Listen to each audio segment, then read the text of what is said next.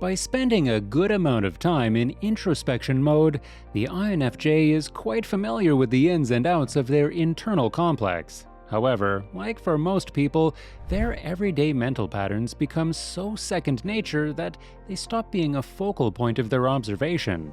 So, what exactly are these undesirable mental habits of the INFJ type, and how do they affect their day-to-day?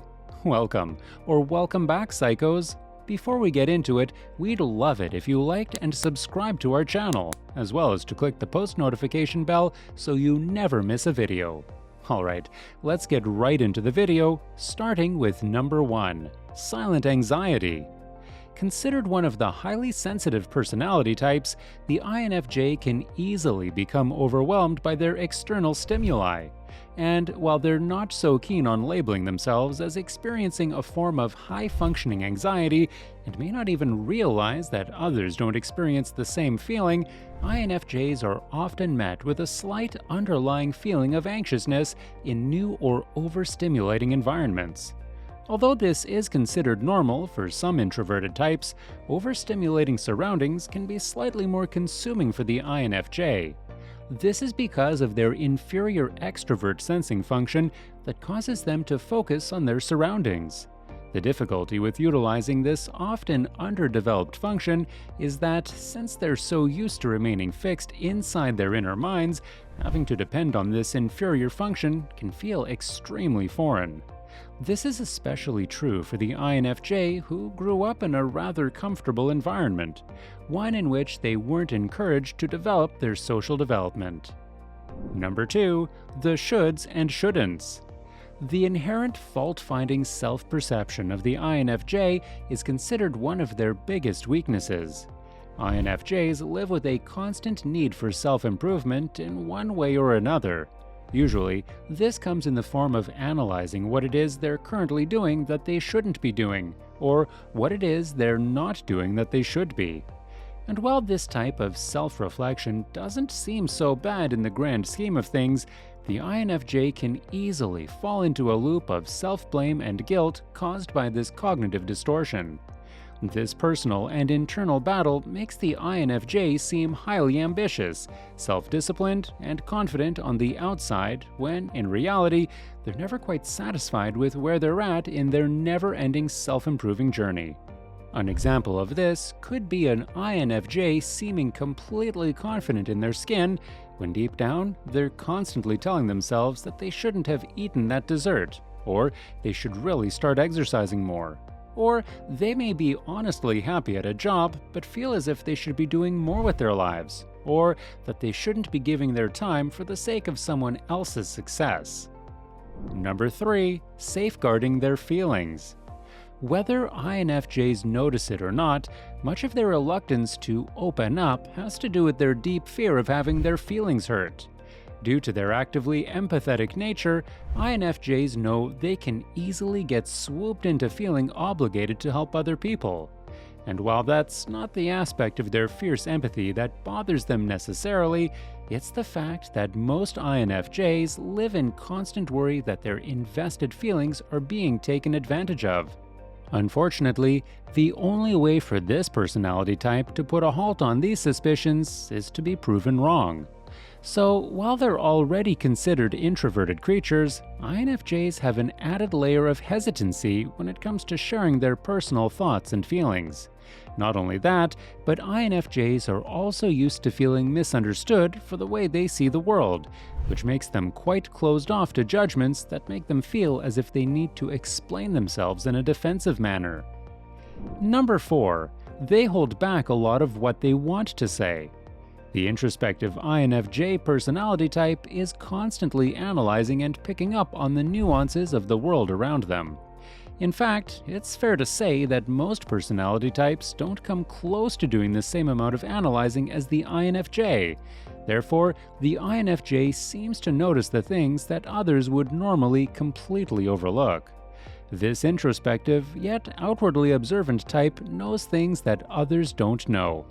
At times, this subconscious habit can make situations feel tense and uncomfortable as they find themselves in a position of feeling stuck between communicating their feelings and risking being misunderstood for their intentions, or holding back and allowing the situation to work itself out.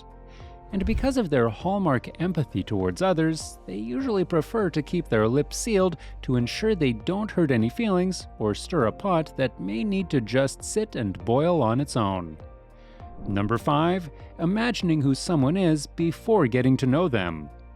INFJs have a wild and imaginative fantasy land that they like to relish in from time to time. Considering their, at times, antisocial nature, they may even use this imaginative approach when meeting a new acquaintance. Now, because of their extroverted feeling and sensing function, it's not that the INFJ relies solely on their own assumptions of an individual. Rather, they tend to absorb the minute and often overlooked details they observe of an individual to play off of using their dominant introverted intuitive function.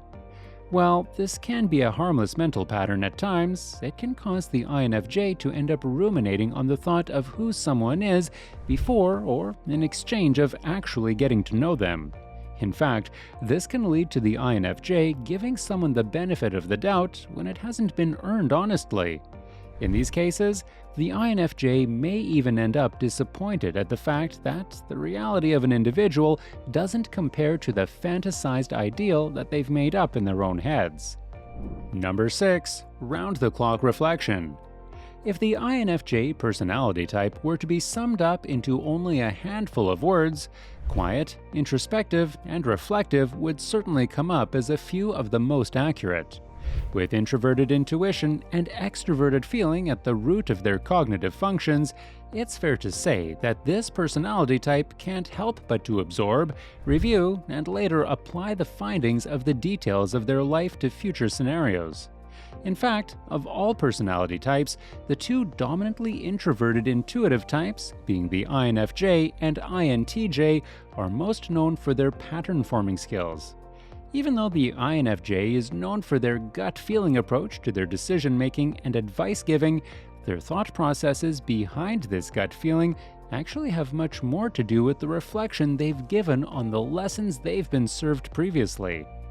They're deep thinkers who never miss a beat when it comes to contemplating, considering, and evaluating the thoughts, behaviors, motivations, and desires of not only themselves, but others around them.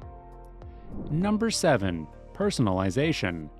Deep down, INFJs intrinsically know that people's emotions, moods, and reactions to their outer environment usually have nothing to do with the INFJ themselves.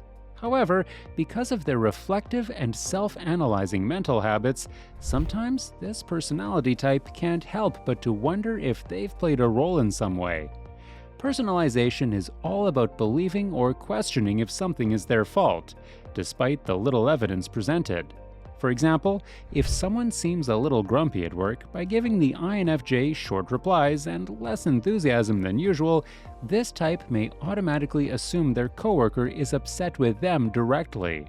Regardless of their internal knowledge that they haven't done anything to intentionally upset this individual, the INFJ may begin ruminating about the days or hours leading up to this emotional withdrawal.